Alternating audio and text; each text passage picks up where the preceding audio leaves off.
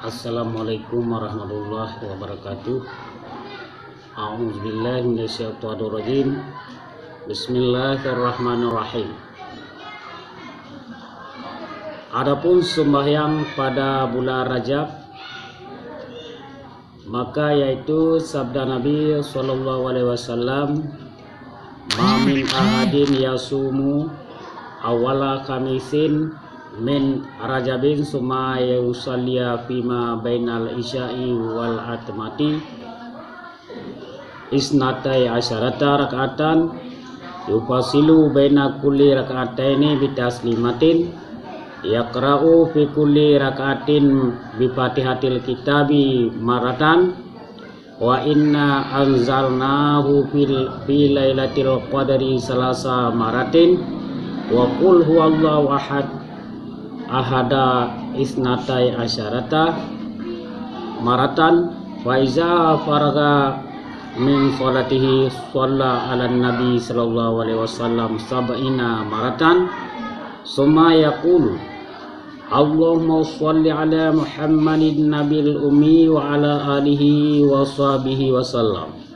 summa yasjudu wa yaqulu fi sujudihi sab'ina maratan subuhun kudusur rabbul malaikati waruh summa yarfa'u ra'sahu wa yaqulu sab'ina maratan rabbi ghfir warham wa tajawwad amma ta'lamu innaka antal a'izzal akramin summa yasjudu sajadatan ukhra wa yaqulu fiha misla ma qala fi sajadatil ula summa yas'alu hajatahu fi sujudihi wa innaka taqdi. Kaum muslimin dan muslimat, pendengar Romandum umat Muhammad, tiada daripada seorang yang puasa pada hari Kamis yang pertama daripada bulan Rajab, kemudian maka ia sembahyang antara maghrib dan isya pada malam Jumat itu 12 rakaat. Padahal menceraikan ia pada antara tiap-tiap 2 rakaat dengan 1 salam. Padahal ia membaca daripada tiap-tiap rakaat dengan Fatihah kitab sekali dan inna anzalnahu 3 kali dan qul huwallahu ahad 12 kali. Maka apabila selesai ia daripada sembahyangnya itu, maka mengucap ia salawat atas Nabi sallallahu alaihi wasallam 70 kali, yaitu dikatanya Allahumma shalli ala Muhammadin nabil ummi wa ala alihi wa sahbihi wasallam. Kemudian sujud ia dan dikata dalam sujudnya 70 kali itu subuhun kudusur rabbul malaikati waruh. Kemudian maka mengangkatkan akan kepalanya dan mengata ia 70 kali rabbi ghafir warham wa tajawwad amma ta'lamu annaka antal a'zal akrami. Kemudian maka sujud pula ia sujud yang lain, padahal ia mengata di dalam seumpama yang dikata pada sujud yang pertama itu. Kemudian maka meminta ia akan hajatnya dalam sujudnya, maka bahwasanya memberi Allah akan hajatnya itu. Dan lagi sabda Nabi sallallahu alaihi wasallam,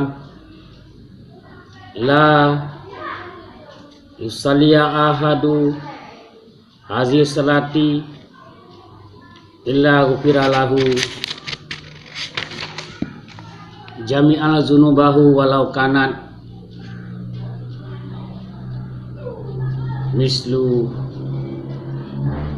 zibdil bahari wa adadil ramli wa waznil jabali wa warakil asjari wa yasfa'u yaumal qiyamati fi sab'i mi'atin min ahlil baitihi mimman kat ustujiba naru.